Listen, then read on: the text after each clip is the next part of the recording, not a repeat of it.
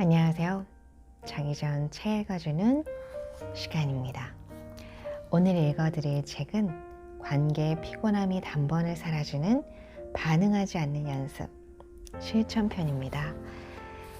그 중에서 스트레스 없는 관계 맺기에 대한 내용인데요. 궁금하시죠? 바로 읽어보도록 하겠습니다.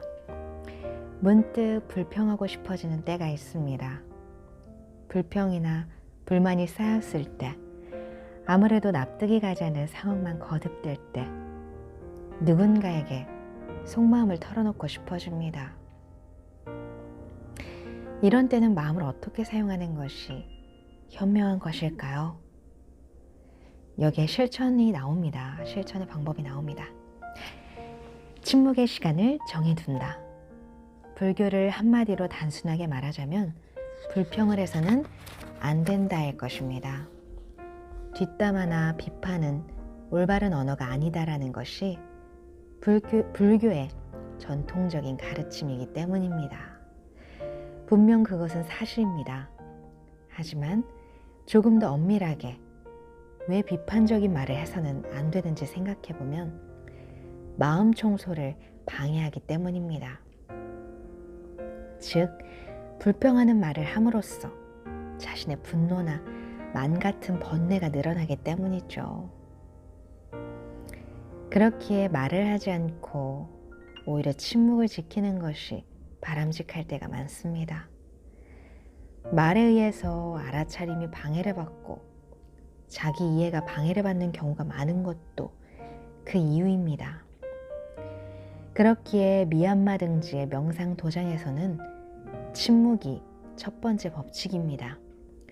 불교 세계에서는 침묵이야말로 다른 언어입니다. 여기서 또 다른 작은 실천이 하나 등장합니다. 침묵이야말로 반응을 가라앉히고 올바르게 이해하는 마음을 성장시키는 효과적인 방법이라는 것입니다. 그렇기에 의도적으로 침묵의 시간을 만들어 봅시다. 가정에서라면 밤에 1시간 동안 가족 모두가 침묵의 시간을 가져볼 수 있습니다. 그 시간 동안에는 서로 말을 걸지 않고 간섭하지 않습니다. 서로의 모습을 보더라도 말을 걸지 않습니다. 실제로 해보면 알겠지만 침묵은 사람을 상당히 냉정하게 만듭니다. 평소 서로의 관계가 얼마나 무례했는지, 상대방의 영역이 얼마나 거리낌 없이 발을 들여놓았는지 보이기 시작합니다. 이는 즉 평소에 말을 너무 많이 했다는 것이죠. 가령 직장에서도 오후 몇 시부터 1시간은 침묵의 시간으로 정해보는 것도 좋습니다. 말하자면 사무실을 정신수양의 장으로 활용하는 것입니다. 외부에서 오는 전화를 응대하는 것은 어쩔 수 없지만 동료에게는 침묵을 지켜봅시다. 잘 풀리지 않던 작업이 순조롭게 진행되고 그로부터 서로의 이해와 통찰도 깊어질 것입니다.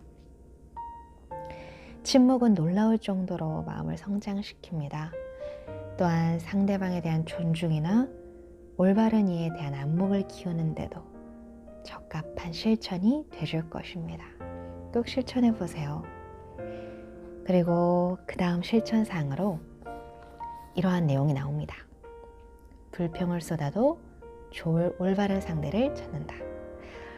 먼저 앞에 나왔던 침묵의 시간 어떠신가요? 사실 우리가 침묵함으로써 여기서 말하는 그 의미는 마음을 청소하는 시간, 깨끗한 마음을 만드는 시간으로 그 시간을 활용하자라는 의미거든요.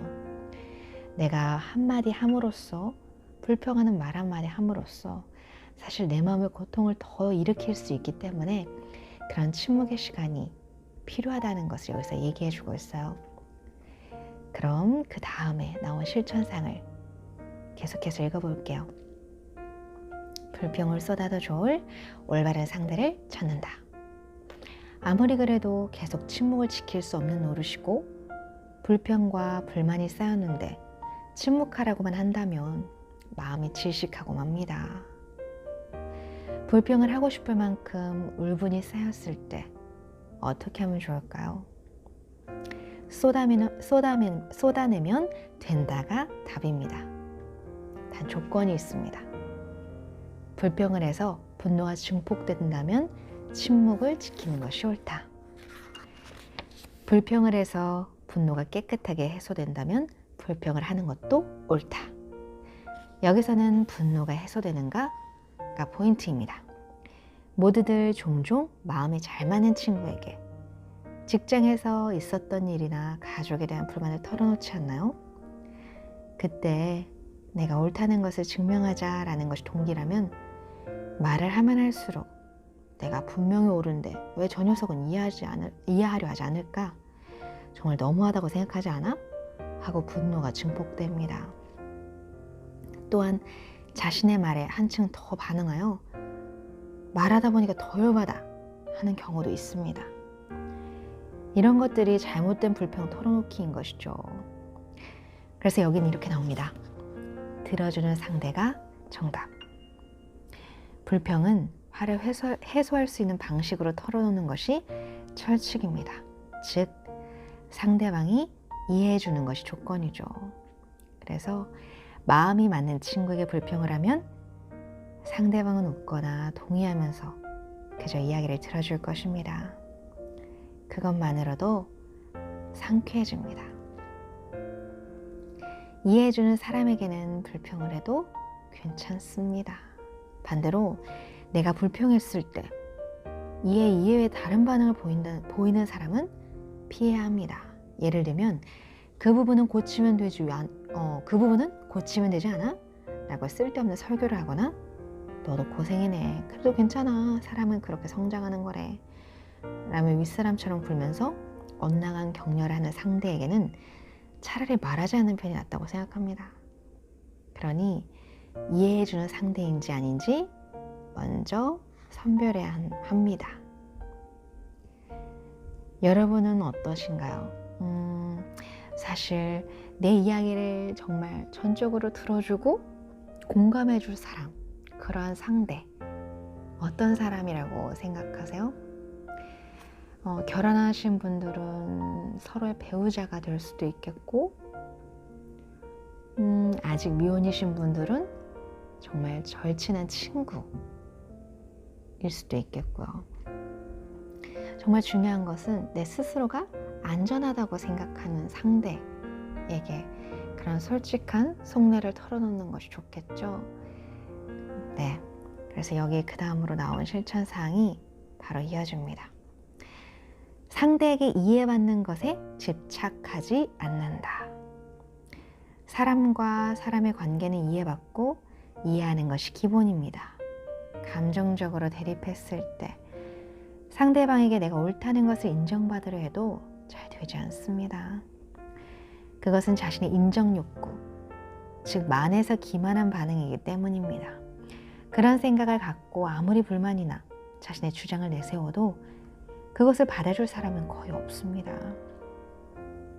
내 감정을 먼저 이해받는 것이 올바른 발상입니다. 그저 상대방이 나를 이해해주는 것으로 족합니다. 불평하는 것도 그 사람에게 직접 말을 하는 것도 이해받는 것이 목적입니다. 다만 여기서 포인트를 얘기해주고 있어요.